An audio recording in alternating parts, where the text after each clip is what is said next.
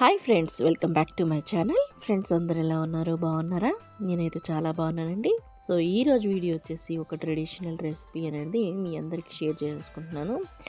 ఇది వచ్చేసి మా అమ్మమ్మల కాలం నాటి భోజనాలకి వడ్డించే గోన పులుసు అనమాట. ఈ గోన పులుసు విలేజ్ల్లో ఏ పెళ్ళిళ్ళు అయినా సరే ఉండేదన్నమాట. గోన పులుసు అలాగే గుంట కూర అంటారనమాట. అంటే అన్ని వెజిటేబుల్స్ వేసి కర్రీ వండుతారండి. చాలా అసలు అద్భుతం, బ్రహ్మాండంగా ఉంటుంది. నేను మా అమ్మమ్మతో పాటు భోజనాలకు వెళ్ళేటప్పుడు తిన్నానండి. ఎంత బాగుండేదో అసలు. అప్పటి రుచులు ఇంకా మర్చిపోలేమన్నమాట. సో ఇప్పుడైతే వంటలోకి వెళ్ళిపోదాము.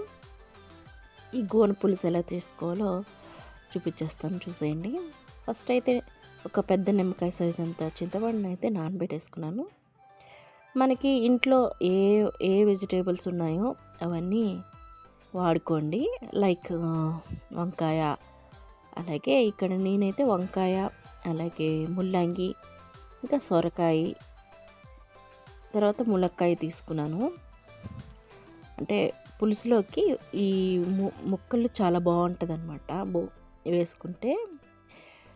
సొరకాయ కాదు కానివ్వండి, గుమ్మడికాయ ఉంటే చాలా బాగుంటుంది.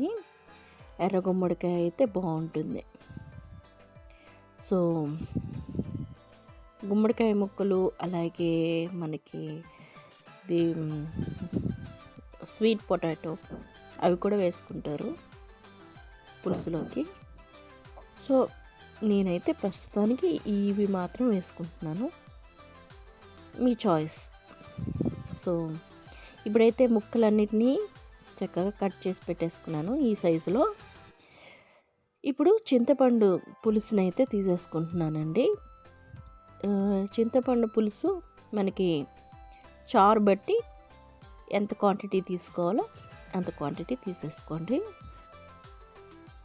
మనకి ఎంత కావాలో అంత తీసేసుకోండి. పులుసు ఎంత క్వాంటిటీ కావాలో అంత క్వాంటిటీ. సో ఇలా నేనైతే అటు ఎక్కువ పులుపు కాదు, ఇటు తక్కువ పులుపు కాకుండా మీడియం సైజు, మీడియం టేస్ట్లో తీసుకుంటున్నాను. ఎక్కువ పులుపు అయితే మా పిల్లలు కొంచెం తినరు, అందుకోసమే. యాక్చువల్లీ ఈ పులుసుకి ఏంటంటే కొంచెం పులుపు ఎక్కువే ఉండాలండి. సో ఇలా చింతపండు నీరు పిండేసుకున్నాం కదా, దీనిలోకి ముక్కలు అనేటివి యాడ్ చేసుకోవాలి. అలాగే దీనిలోకి ఒక tomato, medium size tomato cut చేసి వేసేసుకోండి. ఇందులోకి ఒక 4 పచ్చిమిర్చిలు ఇలా అడ్డంగా చీల్చేసి వేసేయండి.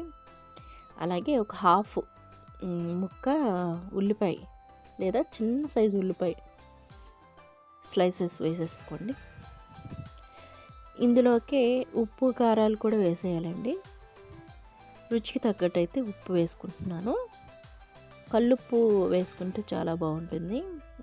సో ఎందుకంటే ఒకప్పుడు కల్లుప్పు ఇలాంటివే కదా మనకి ఆ రుచి. సో రుచికి తగ్గట్టు కారం కూడా వేసుకుంటున్నాను. అంటే మరీ ఎక్కువ కాదు, ఆల్రెడీ పచ్చిమిర్చి వేసాను కాబట్టి 2 స్పూన్లు, అలాగే చిన్న స్పూన్లండి. సో అందులోకి కరివేపాకు కూడా వేసేసేయాలి. సో పసుపు కూడా వేసుకున్నాను. స్టవ్ వెలిగించి ఈ పులుసు అనేది పొయ్యి మీద పెట్టేసుకున్నాను. సో ఉప్పు కారాలన్నీ చక్కగా కలిసేలా మిక్స్ చేసేసుకొని మరిగించేసుకోవాలన్నమాట. ఎలా అంటే ముక్కలు మనకి సాఫ్ట్ అయ్యేంతవరకు మరిగించుకోవాలి. ఈ పులుసులోకి ముక్కలు మరిగినట్లయితే ఆ ఫ్లేవరు చాలా బాగుంటుంది అన్నమాట. మనకి సపరేట్గా ఉడకబెట్టి అందులో వేసేదానికన్నాను ఇలా డైరెక్ట్గా ఉడికించుకుంటే చాలా బాగుంటుంది. సో ఇలా మరుగుతున్న పులుసులోకి ఇప్పుడు మెయిన్ ఇంగ్రీడియంట్ అండి, ఈ మునగాకు ఒక 2 కొమ్మల వరకు వేసుకుంటున్నాను. ఈ మునగాకుని శుభ్రంగా కడిగేసుకొని మరుగుతున్న పులుసులోకి వేసేయండి. ఇలా కాడలు సమేతంగా వేసేస్తున్నాను. తర్వాత పులుసు మరిగిపోయిన తర్వాత ఈ కాడని తీసేస్తానండి. సో మునగాకు వేయడం వల్ల పులుసు టేస్ట్ అలాగే అరోమా రెట్టింపు అవుతుందన్నమాట. చాలా బాగుంటుంది, టేస్ట్ బాగుంటుంది. ఆ రుచి మీరు ట్రై చేస్తేనే మీకు తెలుస్తుందండి. ఒకసారి ట్రై చేయండి, నేను చెప్పడం కాదు. సో ఇందులోకి కొంచెం బెల్లం కూడా వేసుకున్నాను. బెల్లం వేసినట్లయితే ఏ పులుసులోకైనా అటు పులుపు ఇటు బెల్లం ఆ టెక్స్చర్ బాగుంటుందన్నమాట. సో ఇప్పుడైతే తాలింపుకి రెడీ చేసుకుంటున్నాను. ఒక 10 వెల్లుల్లిపాయ రెబ్బల్ని ఇలా తొక్కతోనే తీసేసుకుంటున్నానండి. దీనికి ఏమి మనం ఒలిచి పెట్టుకోవాల్సిన అవసరం అయితే లేదు. ఇలా తొక్కతోనే కొంచెం ఆ అవుటర్ లేయర్ అన్నీ తీసేసి వీటిని దంచి పెట్టేసుకోవాలన్నమాట. వెల్లుల్లిపాయ రెబ్బల్ని 10 రెబ్బల్ని దంచి పెట్టేసుకోండి. అలాగే ఒక హాఫ్ ఉల్లిపాయ ముక్కని స్లైసెస్ చేసుకొని పెట్టేసుకున్నాను. తర్వాత దీనిలోకి అంటే తాలింపుకి ఒక 4 ఎండుమిర్చి ఇలా తుంచి అయితే పెట్టేసుకున్నాను. అంటే తాలింపుకి ఇవన్నీ రెడీ చేసుకుంటున్నానండి. సో తాలింపుకి కావాల్సినవన్నీ ఇక్కడ పెట్టేసుకున్నాను. మెంతులు, అలాగే జీలకర్ర, ఆవాలు, ఇంకా ఎండుమిర్చి, వెల్లుల్లి, ఉల్లిపాయలు. సో పులుసు అయితే మరిగిపోయింది. ఆ పులుసుని పక్కకు తీసేసి అదే బాణలిలోకి ఆయిల్ వేసేసుకొని, ఆయిల్ కాగిన తర్వాత మెంతులు కొంచెం ఫ్రై అవ్వాలి. మెంతులు ఫ్రై అయిన తర్వాత ఆవాలు, జీలకర్ర వేసేసుకోండి. తర్వాత వెల్లుల్లి, ఉల్లిపాయలు, ఎండుమిర్చి, నార్మల్ రెగ్యులర్ తాలింపు ఎలా పెట్టేసుకుంటామో అలాగేనండి. సో ఇలా ఫ్రై చేసేసుకోవాలన్నమాట. ఈ తాలింపు వాసన ఎట్లా రావాలంటే, మన ఇంట్లో చేస్తే 4 ఇంట్ల తర్వాత ఇంటికి రావాలంట మా అమ్మమ్మ చెప్పేది. ఆ తాలింపులోనే మనకి ఏం వండుతున్నామో తెలిసిపోయేదంట. అప్పుడు చెప్పేదన్నమాట. అంటే తాలింపులోనే రుచి వచ్చేయాలంటండి. ఎంతైనా అమ్మమ్మల వంటలే కదా. సో ఇప్పుడు తాలింపు వేగిపోయిన తర్వాత ఈ పులుసుని పోసేయాలి.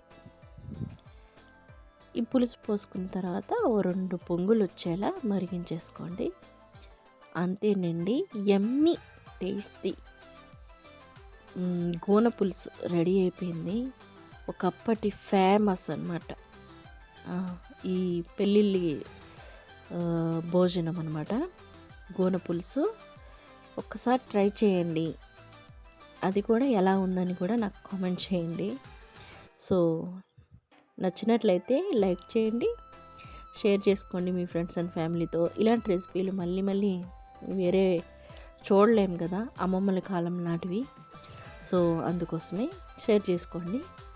అంతేకాకుండా ఈ వీడియో కనుక నచ్చినట్లయితే లైక్ చేయండి, షేర్ చేయండి. నా ఛానల్ అయితే తప్పకుండా సబ్స్క్రైబ్ చేసుకోండి. మళ్ళీ ఇలాంటి ఇంట్రెస్టింగ్ ట్రెడిషనల్ రెసిపీలు, అలాగే నాకు తెలిసినవన్నీ మీతో షేర్ చేసుకుంటాను. మళ్ళీ ఒక మంచి వీడియోతో మళ్ళీ కలుసుకుంటాను. Thanks for watching. Keep smiling. Bye.